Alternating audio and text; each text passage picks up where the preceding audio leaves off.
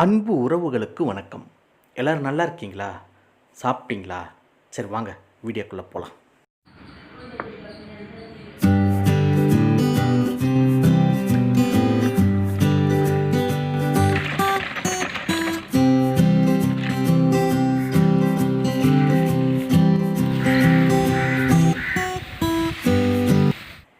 இன்றைக்கி நம்ம ஒரு இன்ட்ரெஸ்டிங்கான வீடியோ தாங்க பார்க்க போகிறோம். என்ன அப்படின்னு சொல்லிட்டு பார்த்தீங்கன்னாக்கா, 2 செடிகளை பற்றி தாங்க பார்க்க போகிறோம்.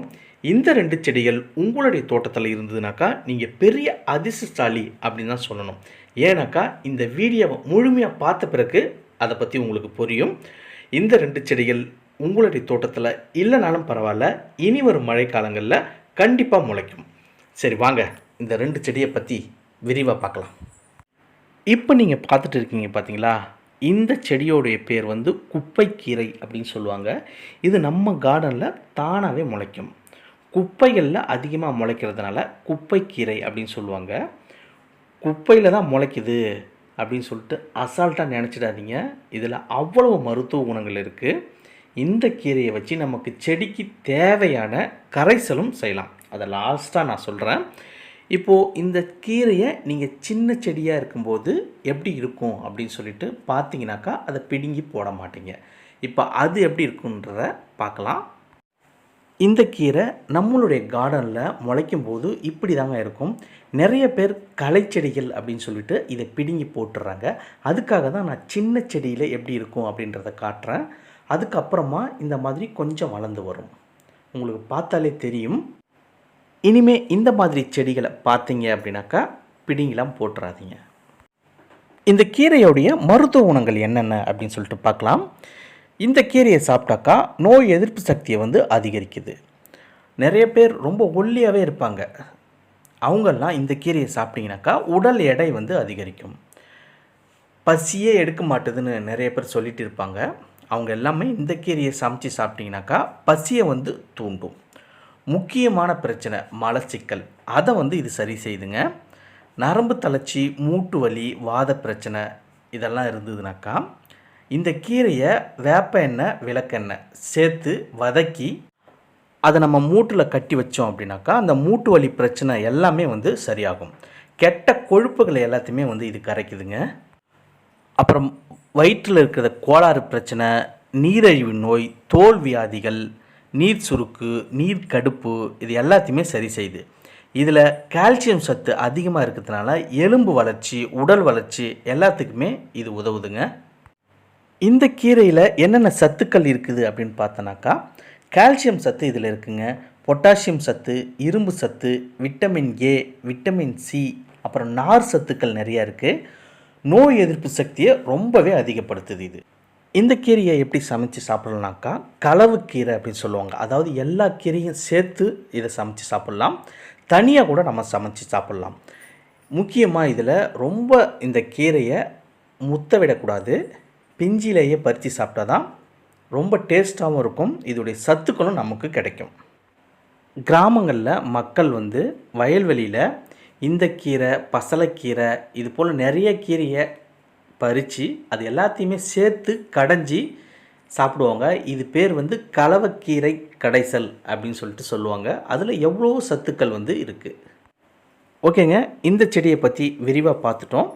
அடுத்த செடி என்ன அப்படின்றத பற்றி பார்க்கலாம் வாங்க.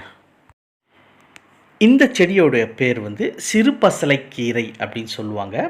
இதுக்கு சிறு பசலை, தரைப்பசலை, சிறுபருப்பு கீரை, பசலிக்கீரை அப்படின்னு சொல்லிட்டு இன்னும் நிறைய பேர்கள் இருக்குது. இது முளைவிட்டு வளர்ந்ததுலேருந்து தரையில் படர்ந்து தான் வரும். இதோடைய இலைகள் பார்த்தீங்கன்னாக்கா பருப்பு கீரை மாதிரியே தான் இருக்கும். நிறைய பேர் இதை பருப்பு கீரைன்னு நினைக்கிறீங்க. இது பருப்பு கீரை கிடையாது, சிறு பசலை கீரை. பருப்பு கீரை இந்த மாதிரி படர்ந்து வராது, ஸ்ட்ரைட்டாக வரும். அதோடைய இலைகள் ரொம்ப சாஃப்டாக இருக்கும். அதே போல் இப்போ பாருங்கள், இதுதான் பருப்பு கீரை. பார்த்தாலே உங்களுக்கு டிஃப்ரெண்ட் தெரியும். அதோடைய இலைகள் பார்த்தீங்கன்னாக்கா பின்னாடி சைடு ரொம்ப சாஃப்டாக இருக்கும். பின்னாடி பாருங்கள் எவ்வளோ சாஃப்டாக இருக்குது பாருங்கள்.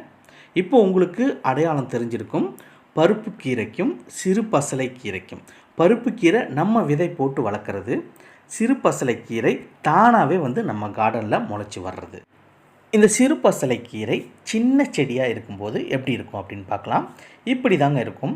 இந்த மாதிரி ஒரு செடியை உங்கள் கார்டனில் பார்த்தீங்கன்னாக்கா அதை பிடுங்கி தூக்கி போட்டுறாதீங்க. சரிங்க, இப்போ இந்த சிறு பசலை கீரையுடைய மருத்துவ குணங்கள் என்னென்ன அப்படின்றத பற்றி பார்க்கலாம்.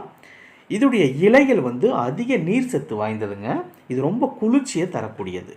இதோடைய பூக்கள் மஞ்சள் கலரில் பூக்கும், வெள்ளை கலர்லேயும் இருக்கும்.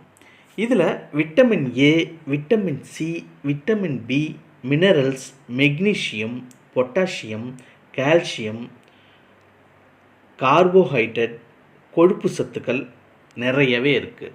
இது உடலுடைய சூட்டை தணிக்கக்கூடியது. முக்கியமாக மலச்சிக்கலையும் போக்குது.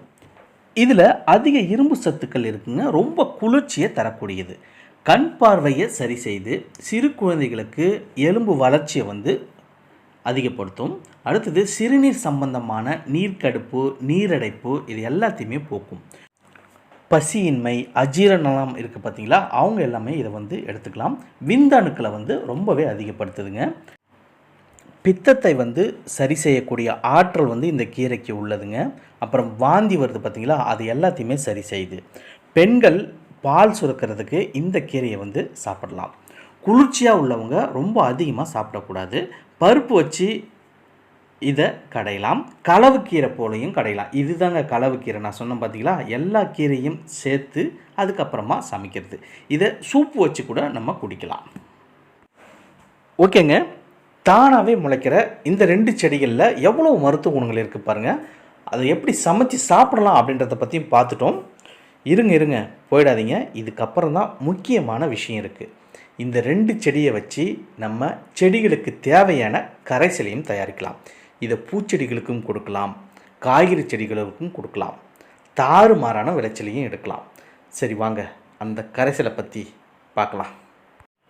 உங்கள் வீட்டுக்கு சமைச்சது போக மீதி இருக்கிற கீரைகளை வேஸ்ட் ஆக்காதீங்க. இந்த 2 கீரையுமே பறித்து எடுத்துக்குங்க. ஓகே, இப்போ பறித்து எடுத்தாச்சு. இப்போ கரைசல் தயாரிக்கலாம் வாங்க. இந்த செடியில் இருக்கிற இலைகள் எல்லாத்தையுமே தண்டுகள் இல்லாதவாறு ஆஞ்சி எடுத்துக்குங்க. ஓகே, இப்போது ஆஞ்சி எடுத்தாச்சு 2 கீரையையும். இப்போ இதை அரைக்க போகிறோம். இதை அரைக்கும்போது இந்த மாதிரி ஒரு உரலில் அரைச்சிக்குங்க, அல்லது அம்மியில் அரைக்கலாம். மிக்சியில் அரைக்காதீங்க. மிக்சியில் அரைக்கும்போது சத்துக்கள் எதுவுமே கிடைக்காம போயிடும். இப்போ இதிலிருந்து சாறுகள் எடுத்துங்க. கொஞ்சம் தண்ணீர் விட்டு கூட நம்ம எடுத்துக்கலாம். இதுக்கு அளவு அப்படின்லாம் எதுவுமே கிடையாது. இது ஆர்கானிக் தான், அதனால் எந்த பிரச்சனையும் இல்லை.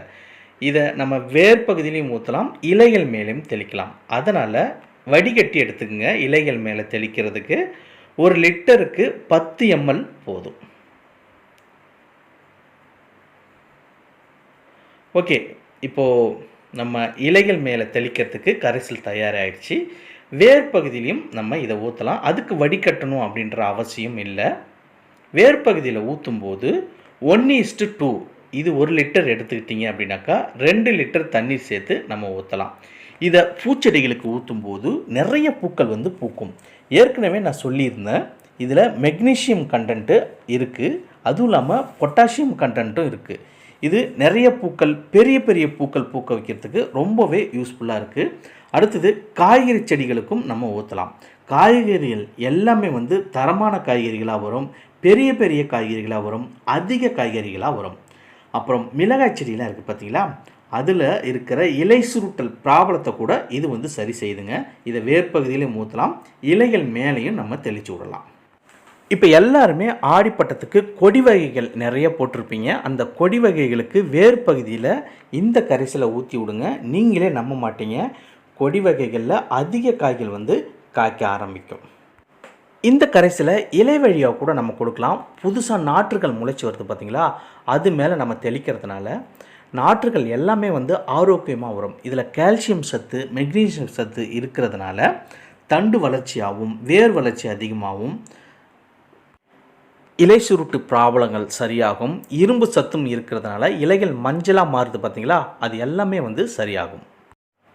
ஓகேங்க, தானாகவே நம்ம கார்டனில் முளைக்கிற இந்த 2 செடிகளை வச்சு ஒரே கல்லில் 2 மாங்காய் அடிச்சிருக்குங்க. சமையலுக்கும் யூஸ் பண்ணிக்கலாம். நம்ம செடிகளுக்கு தேவையான சத்துக்களை கொடுக்குற கரைசலையும் ரெடி பண்ணிக்கலாம். அப்புறம் என்னங்க, உங்கள் தோட்டத்தில் இந்த 2 செடிகள் இருக்குதா பாருங்கள். கரைசல் ரெடி பண்ணி உங்கள் செடிகளுக்கு கொடுங்க. தாறுமாறான விளைச்சல் எடுங்க. மீண்டும் அடுத்த வீடியோவில் சந்திக்கிறேன். நன்றி, வணக்கம்.